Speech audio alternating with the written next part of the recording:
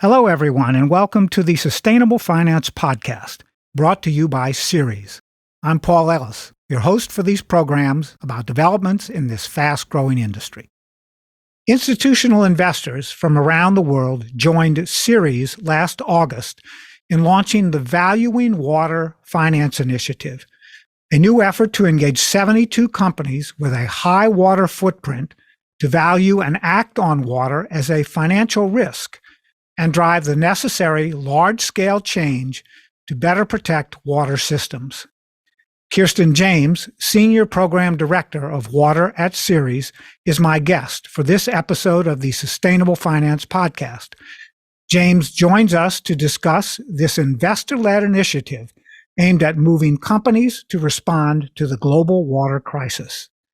Signatories to this initiative include financial institutions such as pension funds, mainstream asset owners, and socially responsible investors. But before we start, I want to say a few words about our sponsor. I'm thrilled to talk about the important work Ceres is doing. Ceres is a nonprofit organization working with the most influential capital market leaders to solve the world's greatest sustainability challenges. Through their powerful networks and global collaborations of investors, companies, and nonprofits, Ceres drives action and inspires equitable, market-based, and policy solutions throughout the economy. To learn more, go to ceres.org/podcast. That's CERES.org/podcast. At Ceres, sustainability is the bottom line. Hello, Kirsten, and welcome to the Sustainable Finance Podcast. Thank you so much for having me. It's great to be here. We're very glad you could join us. This is our fourth program, our fourth podcast program with Ceres as our sponsoring organization.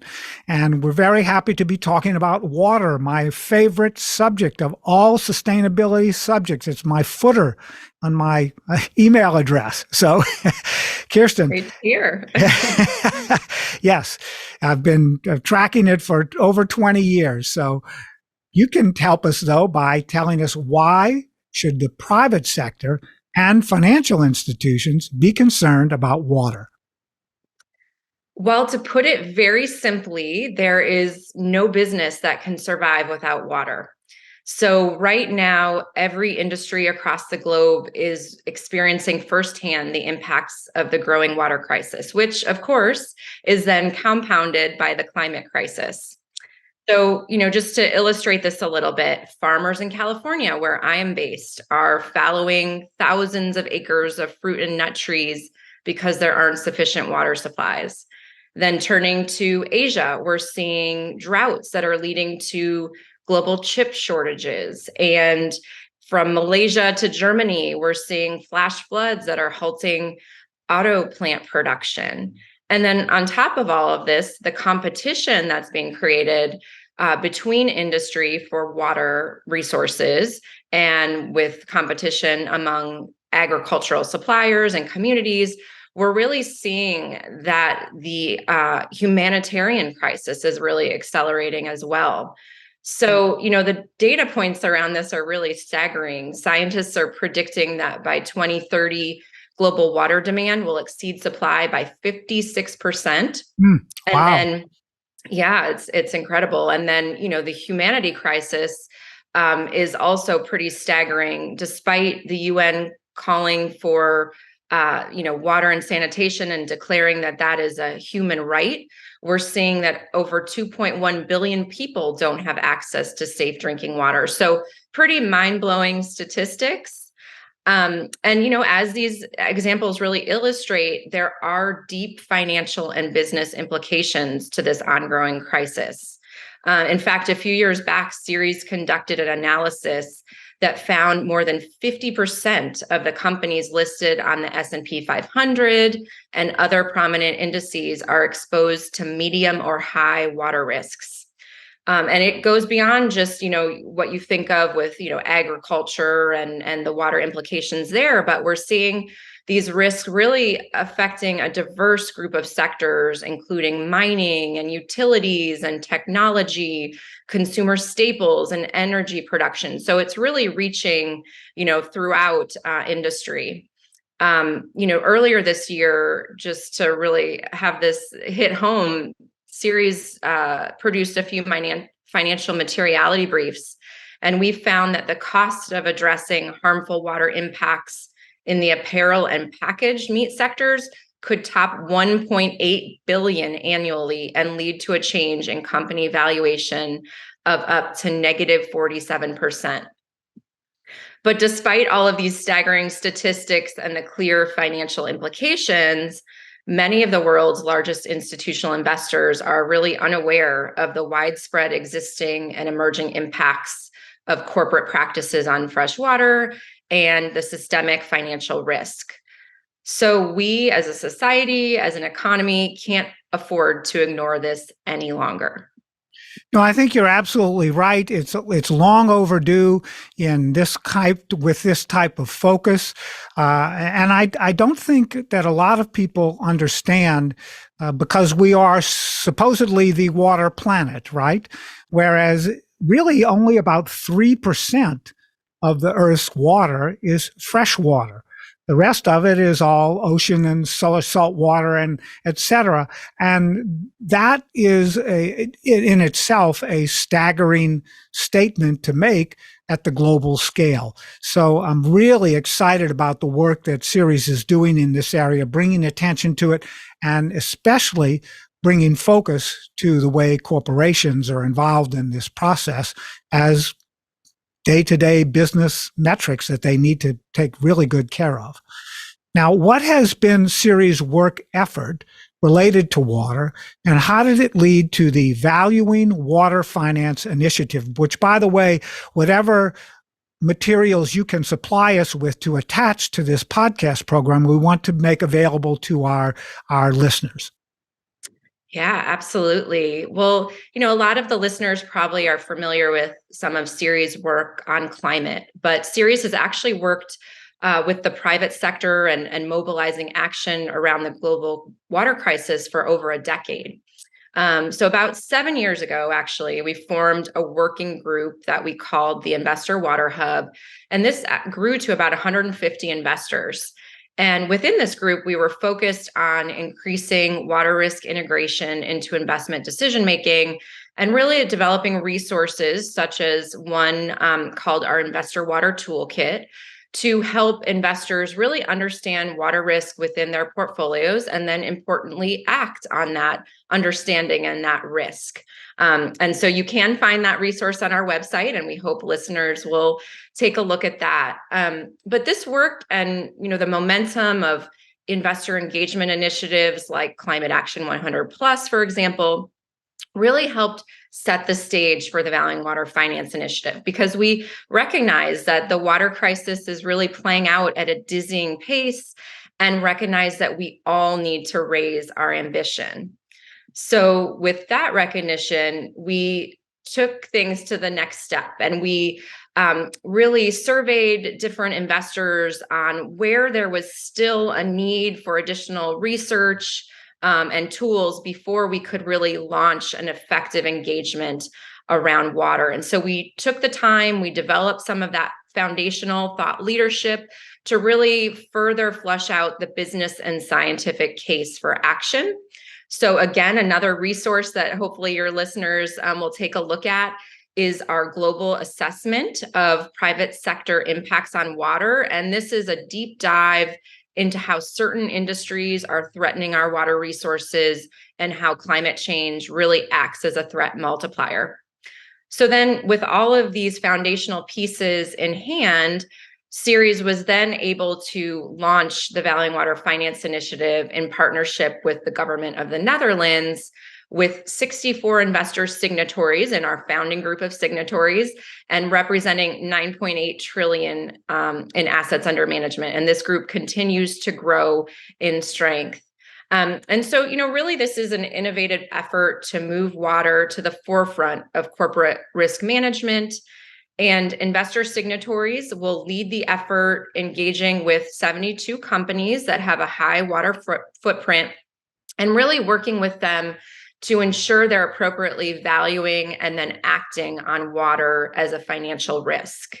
And it is important to note that in companies' inclusion on the Valuing Water Finance Initiative focus list is not related to their water stewardship performance, but rather its presence within a water intensive sector. And those that we are focusing on are the food sector, the beverage sector, apparel, and then high tech. And so these are companies that all play an important role in addressing water risks and also the opportunities. And these companies are at different stages of their water journey, but they all have the potential to better steward the freshwater resources within their operations and supply chain and help us drive this global change that really is critical. That's fascinating. And I'm very curious as to why the government of Netherlands was chosen as the partner for this initiative. Can you give us a little inside information on that? Yeah, well, the government of the Netherlands was part of the UN's high-level panel on water and developed, out of that, the Valuing Water Initiative. So it was definitely a strategic partnership where they were, prioritizing, better valuing water across society, across the economy. And so we joined them on their finance journey. So it was a really strategic and aligned partnership. Great. Well, thanks a lot for that additional information, Kirsten. And tell our listeners now about the initiative's set of 6 science-based, actionable corporate expectations for valuing water, which are aligned with the United Nations 2030 Sustainable Development Goals. Goal number 6 is for water. Yeah. So when we were first scoping the Valuing Water Finance Initiative, as I mentioned before, we spoke with a lot of our investor partners to better understand, what tools were missing for them to effectively engage with companies on water. And a common thread that we often heard was that we were missing a clear, concise framework or sort of North Star, so to speak, similar to what we have on the climate side with, for example, holding to 1.5 degrees C. So the corporate expectations are looking to fill that missing piece. So they provide a framework of ambitions for companies in terms of mitigating water risk and acting as responsible stewards to protect water resources in both their business operations and their global supply chains. So importantly, as we developed these, we wanted to ensure that they aligned with the UN's 2030 Sustainable Development Goals related to water. And they really also purposefully focus on the full suite of water-related issues, outlining clear steps within each of these issues for companies to reach greater ambition on. So they're in 6 broad categories around water quantity, water quality, ecosystem protection, access to water and sanitation, board oversight, and public policy engagement. And really importantly, something I want to emphasize is that the corporate expectations were really informed by strong science and best practice in corporate water stewardship. We drew from the global assessment of private sector impacts report that I mentioned a little earlier to make sure that these were really founded in strong science. We also worked with various stakeholder groups, including groups of NGOs in the water stewardship space, to feed into them and make sure they were really aligned with best practice in the field. So now we hope that investors have this sort of important tool that was missing previously to help ensure that their engagements with companies actually achieve that impact that we all are looking for. Okay, that's great. So you're making good progress. And again, we're going to attach links to the program that people can use to do more research on their own. Right now, let's talk about how investor signatories in the Valuing Water Finance Initiative are going to mobilize companies to improve their water stewardship. Yeah. So, of course, as mentioned, all of this work is really guided by those science-based actionable corporate expectations for valuing water. So really using those as that framework, a team of investors will work with a focus list company to help mobilize them to accelerate action on a range of goals within those 6 expectations. So, things like managing sustainable water use, eliminating pollution, taking collective action to manage scarce water resources, adopting good governance practices, for example. So Ceres will, work with the investors to track the company progress by using a benchmark. And this is a tool that Ceres has used for many years to really track progress. So we'll be reviewing all of the public disclosures and assessing how companies are doing as they relate to the corporate expectations for valuing water, and where are there gaps, where are companies on the right track. And so this benchmark will really feed into and inform the investor dialogues and engagements with companies. And then, investors may also decide to pursue other tactics in addition to dialogues with companies. So they may pursue shareholder resolutions, for example, to further mobilize companies to action. But importantly, through all of this, the investors will really be meeting companies where they are on their journey. It's not a one size fits all for each company. But really with that underlying understanding that we need all hands on deck as we look towards solutions to this crisis. And so really, bringing together those companies that really can help us make inroads to these issues. So, we hope that even the companies who are really seen as leaders in this space now will help us look beyond just the fence line and really see as an opportunity, through the Valuing Water Initiative to really lift all boats and ensure that we all have sustainable water supplies moving forward. That's great. So now we've laid the groundwork in our discussion for all of the big issues. Let's get down to what kind of data analysis and metrics measurement will your team at Ceres and the companies you're working with use to support investor engagement with the 72 corporate water users? Yeah, so data will be used in a number of ways to inform the engagements. So first, Ceres water experts will be drawing from public disclosures from companies to really understand where companies are in relation to the corporate expectations for valuing water and where gaps exist. So as mentioned, this information will be provided to the investors so that they can decide a strategic focus for company engagements in order to really maximize that impact. Also, as mentioned before, we'll continue to track the public disclosures to understand how the companies are progressing on these topics over time. And, investors are just in the beginning stages of these engagements. We just launched back in August. But Ceres water experts will really be working closely with investors throughout the process to provide research and data as needed. Ultimately, this data and research-driven approach will lead to greater impact. That's great, Kirsten. Now, I'm certainly looking forward to hearing more about this initiative down the road. And with all good intentions, we expect to be working with Ceres for a long time as a sponsor of our program. Tell us where online our listeners can go to learn more about the Valuing Water Finance Initiative at Ceres, and how can they get in touch with you regarding the issues that we've discussed in today's podcast episode.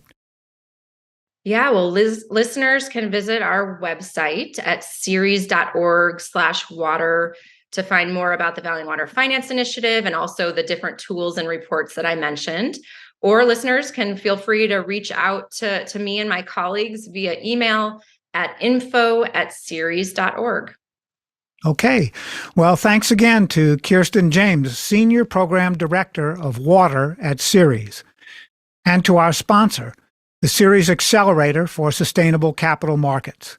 The Ceres Accelerator is a center of excellence within Ceres that aims to transform the practices and policies that govern capital markets to reduce the worst financial impacts of the climate crisis. For more information, go to ceres.org/accelerator. That's CERES.org/accelerator. And to our listeners, join us again next week for another episode. I'm Paul Ellis, and this is the Sustainable Finance Podcast.